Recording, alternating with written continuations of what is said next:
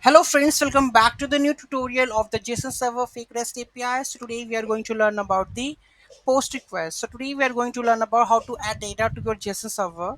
Okay, so let's get started. So here we have the new data part. So currently to add a new request, okay, so basically we are going to add multiple data. So this is the that one. So we have to go with like this. So currently what we have in the JSON files id and the title, right? So I want to add the title over here. So new post or something, let's go to the post pan, make a post request over here, post, and make this like posts. This is the post one. Okay, go with the body and add this one. So new post one I'm going to add, send it.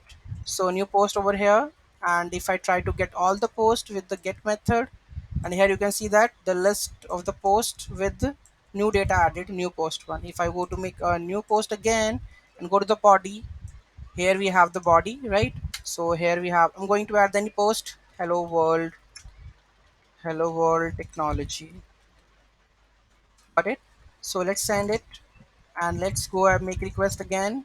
And here we go with this last record, hello world technology. Okay, so this is how we are able to add data with the help of the post request in the JSON server. Any doubt, any query, to let me know in the comment section. Thank you so much for watching this video. Have a great day.